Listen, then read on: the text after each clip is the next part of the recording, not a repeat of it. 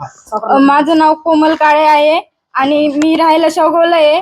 आणि इथं आम्ही 12 वाजता आम्हाला बातमी आली होती की यांचे घर वगैरे जाळून टाकलेत आणि लहान मुलींवर अन्याय झालेला आहे आणि लेडीज फक्त तिथं लेडीजच होत्या. त्याच्यासाठी आम्ही इथं आलेलो आहे. तर आम्ही अजून तिथं घटस्फोटवर गेलोच नाही, अजून बघितलं नाही आम्ही काय परिस्थिती आहे तिथली. तर आमची नम्र विनंती आहे की जे लोक आलते तिथं. हळू सांग. हे खोक्या भोसले जे आहे ते तुझे कोण आहे? सतीश भोसले हे तुझे कोण आहे? ते मामा आहेत माझे. तुझे मामा आहेत ना? आणि तुला कधी आणि काय बातमी कळाली?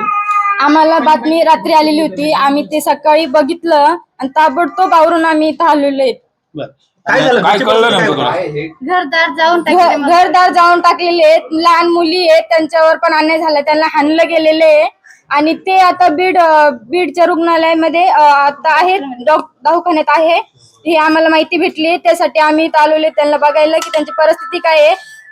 तर आमची नम्र विनंती एवढीच आहे की आम्हाला न्याय मिळून द्या. ते जे काही लोक असतील ना ते अटक करा आणि आमची नम्र विनंती एवढीच आहे की आम्हाला न्याय मिळून द्या. धन्यवाद. तुला कशी अडचण वाटते सध्या? तू कुठल्या शाळेत? काय भीती वाटते? मी त्रिमूर्ती शाळेत आहे, मी शेवगावला. कारण की आज ह्यांच्यावर झालंय, आमचे लोक शिकत नाही, उद्या आम्हाला पण बोलते की ही. बोल बोल बोला.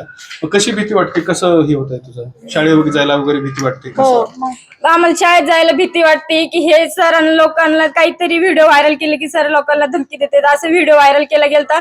पण ते न्यायासाठी दिला होता, मुलींवर अन्याय होता म्हणून ते बोलले होते की मुलींवर छेड करू नका, हेच बोलण्यासाठी गेलते. पण लोकांनी त्यांचे वाईट व्हिडिओ व्हायरल केले, त्याच्यासाठी ते म्हणते ते आम्हाला जायला भीती वाटते. आमचे बोर्डाचे पेपर चालू आहेत, आता आम्हाला जायला सुद्धा भीती वाटते की आम्ही कसं जावं.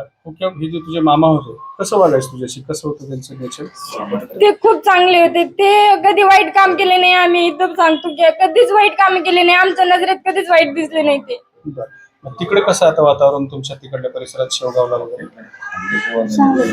चांगलंच आहे.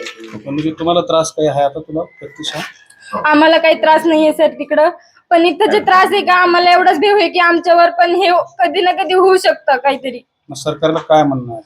तर आमच्यावर पण हे अन्याय होऊ शकतो सर, की आम्हाला फक्त आमचं एवढंच नम्र विनंती आहे की ते जे कोण आले होते, ते गुंडे जे आले होते, गावगुंडे, फक्त त्यांना अटक करावा. आणि आमची नम्र विनंती एवढीच आहे की आम्हाला न्याय मिळून द्या.